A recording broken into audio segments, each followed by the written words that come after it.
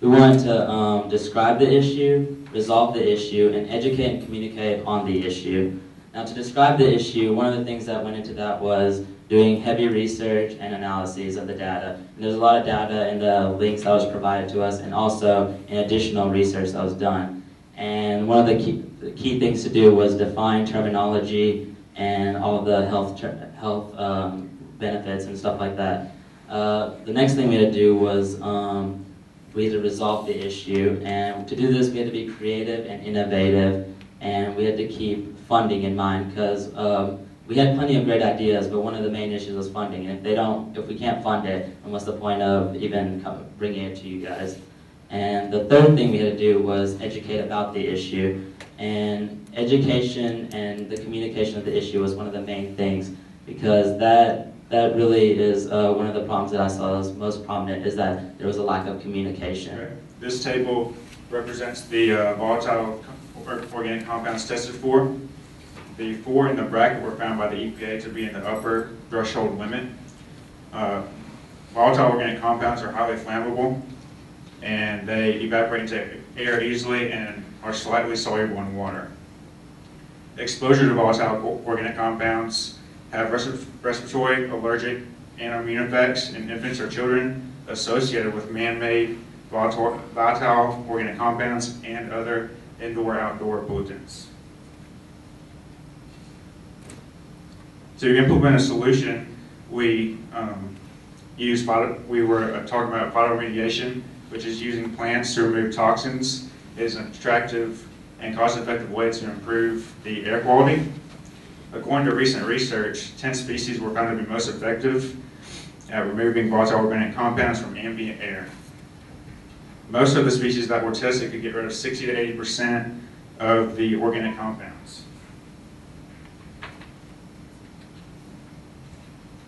In addition to phytoremediation, we also talked about ornamental plants in a botanical garden.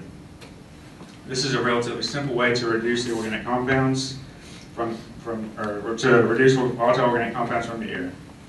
Also, the plants can reduce soil erosion. Some of the other reasons we chose to do a botanical garden is because it's attractive potential businesses. They'll increase the property value, increase the air quality, also increase jobs in the area because people can work at the gardens. And the National Fund for U.S. Botanical Gardens can help fund these for about 12 months, and they'll start it off. And also the SOS, the Seed for Success, can help with the initial seeding of this project. So the pollution had also made its way to the ground and the soil, and the EPA held Walter Koch Incorporated largely responsible for this.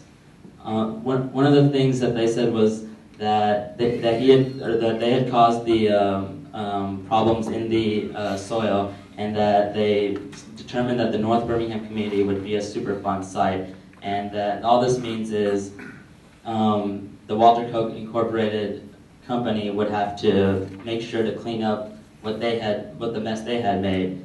Now, Walter Koch worked with a consulting company called CH2M Hill, and they provided contradictory information that said that there was no information to link Walter Koch to the soil toxicity. And this contradictory information has led to much confusion and mistrust in the Birmingham community. And this is one of the things that we have to resolve, that make sure our information is consistent. Okay, 70 properties were tested in the northern Birmingham area by the EPA. Only 1 was found to have arsenic at or above screening levels. 24 of the properties, however, had benzopyrene toxic equivalent at or above screening levels. These benzo-A-pyrene toxic equivalents are suspected mutagens/carcinogens. One of the solutions that we found for volatile organic compounds and getting rid of them from soil is a method called soil vapor extraction. And what soil vapor extraction basically does, it extracts the contaminants from the soil in form of vapor. And the systems are designed to easily remove the compounds that volatilize or evaporate easily into air. Now, with the SVE, we can use a method called air sparging, where if the contaminants have made it too low into the ground, we call it a saturated zone. So what air sparging can do is just basically pumping air in the soil, which just brings the contaminants up to the unsaturated part of the soil, which which then the soil vapor extraction can easily extract. Another source of pollution that was found in the soil were heavy metals. They accumulate over time in soil from the iron making process.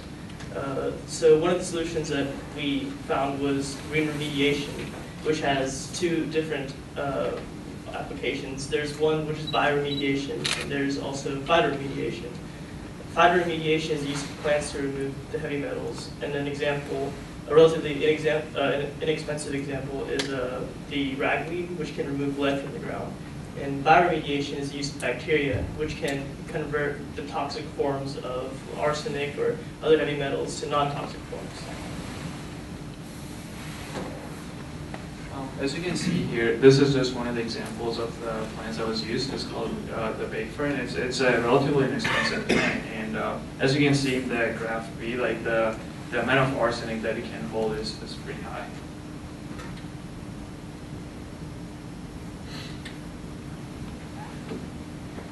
Another concern that was discussed was the bright flame.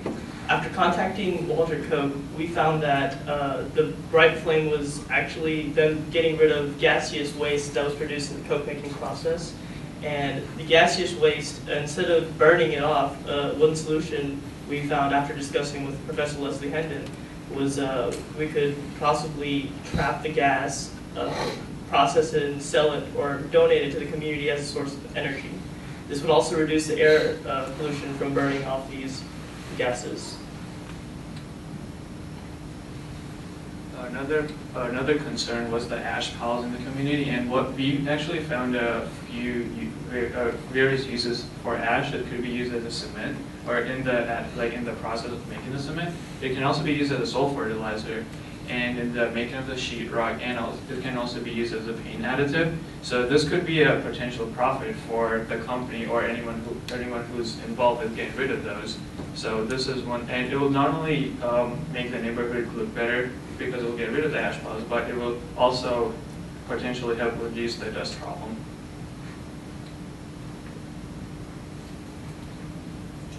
Now, let's talk about community enhancement. Some things that can help the community is to maybe build like a supermarket or a local grocery store, because that can lead to economic growth, increase jobs, increase the standard of living in the area. It also just make it easier for residents to just go and get groceries every day. One way we could also communicate with the community is the use of public service announcements. We could work with like Councilwoman Maxine Parker, the local churches, or the North Birmingham Community Council. Some suggestions that we found were to peel and wash root vegetables, which could reduce the effects of roots, and also wash hands with wet shoes before entering the house. One way UAB could get involved with helping the area is through the use of volunteers.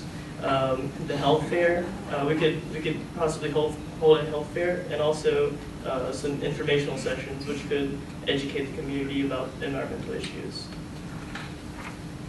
Summarizing the technical difficulties, the technical documents is really easily said, and that will be a temporary fix, but we think that education would be the best way to keep this problem from ever occurring again. Also, these are some organizations that can help us in this by regulation, laws, and just by helping administer everything at the county level. The EPA can also help us get grants. I have a list of some of the grants that we can possibly get. We have the UAB grant for the Education Act. And Okay, that's for 10 minutes. Thank you.